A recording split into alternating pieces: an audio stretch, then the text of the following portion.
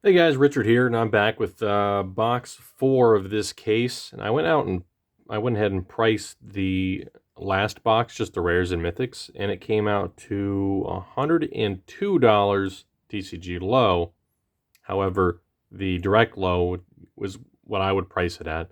It's about 154. That's not too bad. Um, Hopefully, we can get some more Cavalier of Thorns. I did look up that card. Currently, there are only 2 direct sellers selling Cavalier of Thorns on TCG Player, and are $39.99.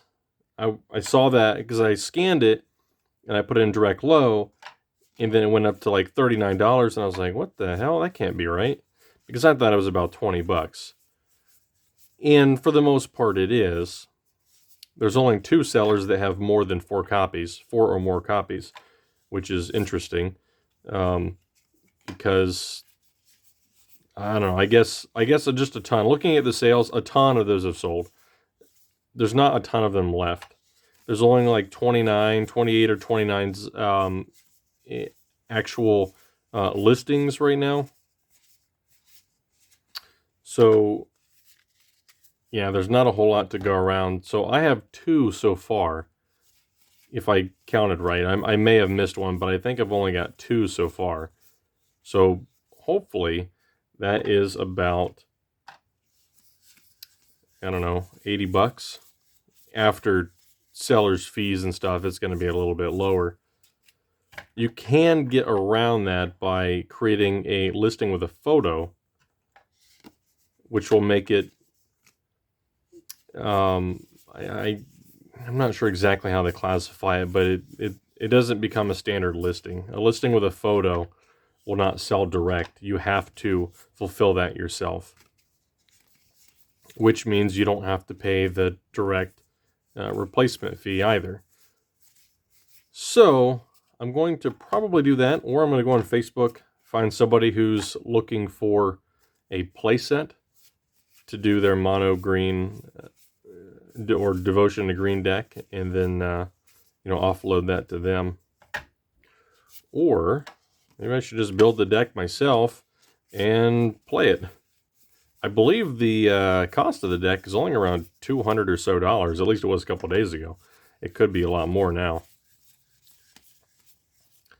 I'm pretty sure some of this bulk stuff is actually, in the 50-cent range, maybe a little bit more, which is good. That's actually really good. If you've got bulk cards that are in the 50-cent range, from bulk standpoint, that's a good value. Even if you only get 50% of that, if you got a whole bunch of them, it's really nice. This Chandra's Ember Cat is amazing. Look at that cat, and the foiling is so good. I gotta say, it seems like, I don't know, pre-2020 was like good, and post-2020, ooh, Leyline of Combustion and Golos. That seems like it's pretty good. Leyline of Combustions I don't think is that expensive. I do love the foiling on it though. Red's my favorite color, so kind of makes sense that I would like the foiling on that. But I think a lot of the stuff in here, like the negates, are in that 50-cent range or so. These daggone temples, though, I can live without those. Glinthorn Buccaneer. Minotaurs. So, you got to get your didgeridoo out. Was that from Homelands? You put a Minotaur, I think it's from your hand, onto the battlefield.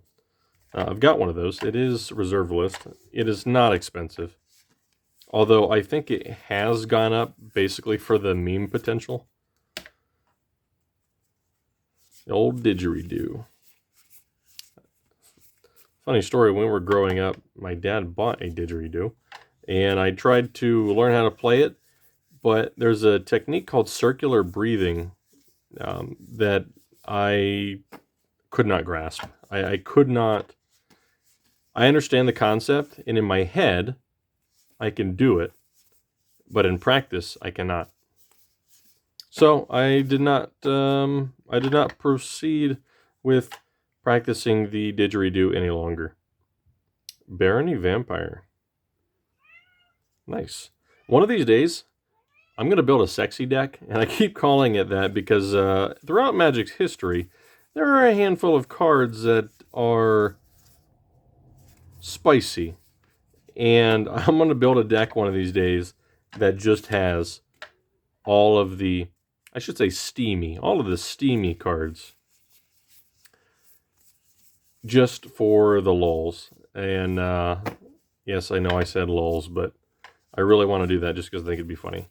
And I've slowly, over time, you know, when I'm going through cards and whatnot, and I find something that is that fits that archetype, the steamy archetype, I put it aside. And it's going to be 5 colors, but I don't know if there's really a like a steamy 5 color commander. So we'll have to see. We'll have to see. I haven't done it yet because I don't know. Maybe it's in poor taste. I just think it'd be funny. Marauding Raptor. Man, we need Cavalier of Thorns bad. That is really one of the things that's like super holding up the value in this set right now. Steel Overseer, I think, was $1.99. This Salvager of Ruin's pretty good. I'm going to have, at the end of this, a decent amount of foils. Nowhere near a full set, but a darn decent amount of foil cards. And I'm excited about that. Because so far, from what I've seen, the actual quality of the foils has been great. I'd love to have a foil Colossus Hammer pop up, though. But really, what I need is a foil Veil of Summer. I did not think it was going to be this difficult to pull one.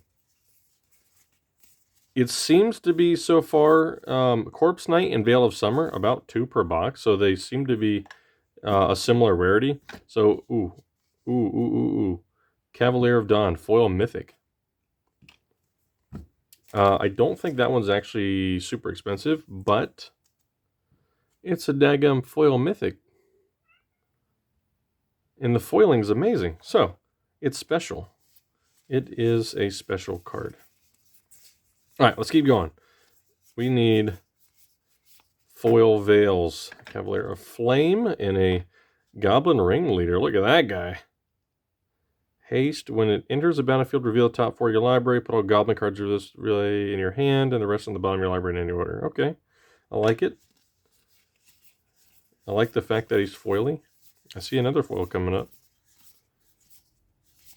Shifting Ceratops. Can't be counter protection from blue. Okay, not that great. But Dawning Angel. Very nice. I keep noticing these Chandras. There's like several uncommon Chandras in here. Leyline of Combustion. Oh my gosh, come on. Where's the big hits? You know, when I did the MTG box sim, I'm fairly certain Agent of Treachery is a couple bucks. I am fairly certain, or at least it feels like, they're super generous with their simulations, because when I was going through there and I would get boxes that were like $280, $200, like they were all like over 150 bucks. That hasn't happened yet. Not that it can't. It just seems like it happened very often on the box sim. I would pull like 3 Sorens, or, you know, a Soren, 4, what do you call it? Veil of Summers, and a, you know, Field of the Dead. Like, it was crazy. I feel like that's not very accurate. Mystic Forge. Hey, another Vampire of the Dire Moon now. I mean, that's another $8 bill. $8 bills, totally legit. In the MTG world, that is. I'm really liking these sorters, actually, by the way. I've got like 36 individual ones, or 40, or something like that. I bought a good bit with cash back. So, a couple of good things. Cavalier of Thorns, Vampire of the Dire Moon. What else did we get here that was good? Rotting Regisaurs, $2. Kalia's $2 and something. Knight of the Even Blades, couple bucks. Golos is like $5. That Leyline might be a couple bucks against Darkfield.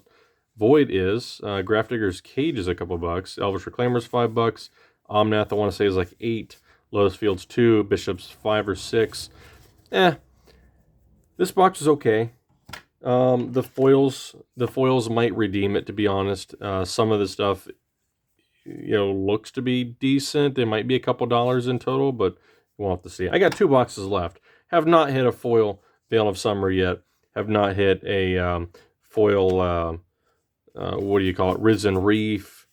None of the big, spicy foil hits. Maybe we'll get it in the next one. Until then, I'll catch you later.